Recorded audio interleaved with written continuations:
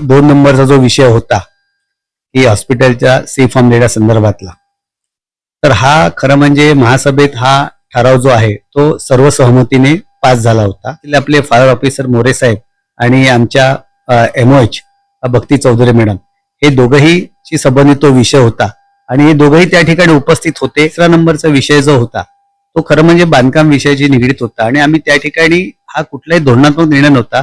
फक्त आम्ही त्या ठिकाणी विविध जी बांधकामं वैद्यकीय विभागाशी निगडीत असलेली होती त्याचा आढावा आम्ही घेणार होतो. परंतु आपण बघत आहात पावसाळी परिस्थिती आहे, पावसाचं प्रमाण अचानक वाढलेलं आहे. त्यामुळे आयुक्तांनी सांगितल्याप्रमाणे सर्व आमचे जे बांधकामाचे अधिकारी आहेत हे महापौरासंबंधी 7 वेगवेगळ्या ठिकाणी पाहणी दौरे करत असल्यामुळे त्यांनी आम्हाला सांगितलं की आम्ही आज येऊ शकणार नाही. पण ते आयत्या वेळेला झाल्यामुळे मीटिंग रद्द करता येणं शक्य नव्हतं, त्यामुळे आम्ही मीटिंग ठेवू. आपण पाहताय टॉप 10 महाराष्ट्र न्यूज. थोड्या वेळापूर्वीच भारतीय जनता पार्टीचे नगरसेवक, आरोग्य समितीचे सदस्य हितेश जाधव आणि त्यांच्या सहकार्यांनी एक प्रश्न उपस्थित केलेला आहे. खरं तर आज आपण जर पाहिलं तर वसई विरार शहराला आरोग्य व्यवस्था या गोष्टीवरती प्रश्नचिन्ह निर्माण झालेलं आहे. या सगळ्या गोष्टी कुठेतरी नियंत्रणात यावे यासाठी आज ही एक सभा बोलवली होती आणि त्या सभेला तहकूब करण्याची मागणी हितेश जाधव यांनी केलेली आहे. जाणून घेऊया नेमका काय विषय आहे आणि सभेमध्ये नेमकं काय घडलं. या सर्व विषयाशी बोलण्यासाठी आपण आज आरोग्य सभापती निलेश देशमुख यांच्याकडे आलो आहोत. जाणून घेऊया या सर्व विषयी निलेश देशमुख यांचं नेमकं काय म्हणणं आहे. देशमुखजी, आता जो काही आरोप हितेश जाधव यांनी केलेला आहे त्याच्यावरती तुमचं काय उत्तर आहे? तर म्हणजे याला मी असं आरोप म्हणून संबोधणार आहे. त्यांनी त्यांच्या मनातली ज्या काय भावना असतील त्या तुमच्या समोर व्यक्त केल्या असतील.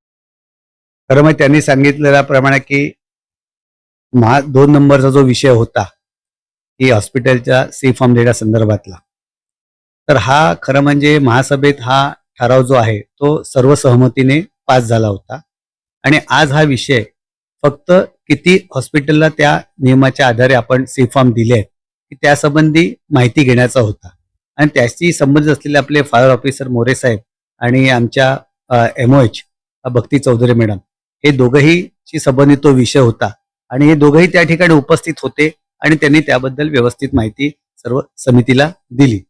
त्यानंतर 3 नंबरचा विषय जो होता तो खरं म्हणजे बांधकाम विषयाशी निगडीत होता आणि आम्ही त्या ठिकाणी हा कुठलाही धोरणात्मक निर्णय नव्हता. फक्त आम्ही त्या ठिकाणी विविध जी बांधकामं वैद्यकीय विभागाशी निगडीत असलेली होती त्याचा आढावा आम्ही घेणार होतो. परंतु आपण बघत आहात पावसाळी परिस्थिती आहे, पावसाचं प्रमाण अचानक वाढलेलं आहे. त्यामुळे आयुक्तांनी सांगितल्याप्रमाणे सर्व आमचे जे बांधकामाचे अधिकारी आहेत हे महापौरासंबंधी 7 वेगवेगळ्या ठिकाणी पाहणी दौरे करत असल्यामुळे त्यांनी आम्हाला सांगितलं की आम्ही आज येऊ शकणार नाही. पण ते आयत्या वेळेला झाल्यामुळे मीटिंग रद्द करता येणं शक्य नव्हतं, त्यामुळे आम्ही मीटिंग ठेवली. पण त्यांनी त्या ठिकाणी आम्हाला कळवलं होतं की आम्ही पावसाळी आपत्तीनिमित्त आम्ही सगळ्या ठिकाणी फिरत आहोत. त्यामुळे तो 3 नंबरचा जो विषय आहे ज्याचा आढावा घ्यायचा तो आम्ही स्थगित ठेवला. त्यानंतर 4था नंबर जो होता ते नर्सिंग कॉलेजमधील जे विद्यार्थी असतात, जे आपल्याकडे विविध नर्सिंग कॉलेजेस आहेत त्याच्यामध्ये जे विद्यार्थी त्यांना ट्रेनिंगसाठी महापालिकेमध्ये त्यांना यायचं होतं अनुभव घेण्यासाठी, तर त्या संबंधित असलेले आमचे वैद्यकीय अधिकारी पण त्या ठिकाणी होते. त्यामुळे त्या ठिकाणी तो विषय आम्ही मंजूर करण्यात आलेला आहे. त्याशी निगडीत असलेले वैद्यकीय अधिकारी त्या ठिकाणी होते. त्यानंतर 5वा नंबर जो विषय त्यांनी सांगितलं की जो विषय मनुष्यबळ, अतिरिक्त मनुष्यबळ पुरवणे कामी, तो खरं म्हणजे स्थायी समिती तो विषय झाला होता आणि या महानगरपालिकेमध्ये पूर्णपणे वित्तीय आणि प्रशासकीय पूर्णपणे अधिकार त्या ठिकाणी सन्माननीय सदस्यांना विनंती आपल्याला जर अशा प्रकारचे घ्यायचे असतील तर त्या ठिकाणी आपल्याला कायद्यामध्ये पहिला बायलॉजमध्ये सुधारणा केल्या पाहिजेत आणि आरोग्य समितीकडे ते विशेष अधिकार आपण महासभेकडनं मागून घेतले पाहिजेत आणि महासभेमध्ये जर ते अधिकार जर त्या ठिकाणी आपल्याला दिले तरच आपण या ठिकाणी आपण आग्रह प्रशासनाला करू शकतो. प्रशासनाला स्वतःहून कुठले समितीला असे निर्णय देणं शक्य नाही. त्यासाठी आपण सगळ्यांनी मिळून त्या ठिकाणी मागणी केली पाहिजे. ज्या वेळेला अशा अधिकाऱ्यांना आम्ही त्या ठिकाणी जर योग्य ज्या ठिकाणी भूमिका असेल तर सर्व सदस्याच्या सहमतीने आम्ही सन्माननीय महापौर साहेबांकडे आमच्या भावना मांडू की काही जर अधिकार त्या ठिकाणी आरोग्य समितीला देता आले म्हणजे त्यात सुधारणा करून तर ते आम्ही त्यासाठी विनंती करू आणि चांगल्या प्रकारे खेळीमेळी वातावरण झाले. असं कुठल्याही कायद्यामध्ये अतिरिक्त आयुक्त असले पाहिजे तर त्यांचे संबंधित जर तो विषय असेल तर ठीक आहे, पण त्यांचे प्रतिनिधी प्रशासकीय अधिकारी किंवा त्या ठिकाणी वैद्यकीय अधिकारी हे त्या ठिकाणी होते आणि आमच्या सगळ्या ज्या काही भावना आहेत त्या आम्ही त्यांच्यापर्यंत पोहोचवल्या आहेत. आणि शेवटी आपत्कालीन परिस्थितीमध्ये अधिकाऱ्यांना महापौर असतील किंवा आयुक्त असतील ह्यांना पण वेळ द्यायचा असतो किंवा यांच्या निदर्शनाचं काम करायचं असतं. आणि पावसाळ्यात असे जेव्हा आपत्कालीन परिस्थितीमध्ये मीटिंगपेक्षा नागरिकांचं आरोग्य आणि त्यांचा जीव आणि त्यांना असणाऱ्या सुविधा देणं महत्त्वाचे असल्यामुळे आज ते अनुपस्थित जर राहिले असली तर ते नागरिकांच्या हितासाठी अनुपस्थित होते. त्यामुळे मला नाही वाटत की तो विषय फार मोठा चर्चा केली पाहिजे की त्यासाठी कोणाला दोषी धरलं पाहिजे. देशमुखजी, सगळ्यात महत्वाचा प्रश्न असा आहे की आज आपण जर पाहिलं तर वसई विरार शहरामध्ये वसई विरार शहराची जर लोकसंख्या आपण मोजली तर 40 ते 35 लाखाच्या आसपास ही लोकसंख्या आहे. असं असताना 2 वर्षापूर्वी जे आचोले रुग्णालयाचं काम होतं ते आता कुठपर्यंत आलंय आणि ते कधीपर्यंत होईल त्याची काय माहिती तुमच्याकडे आहे? आज खरं म्हणजे तोच विषय होता.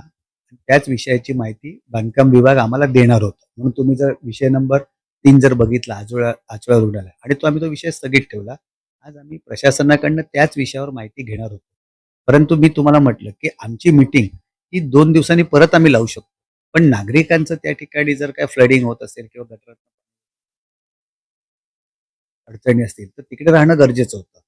त्यामुळे अधिकारी सगळे त्या ठिकाणी गेले. पण मी घेतलेल्या माहितीप्रमाणे त्यांना आता हळूहळू जोर पकडलेला आहे.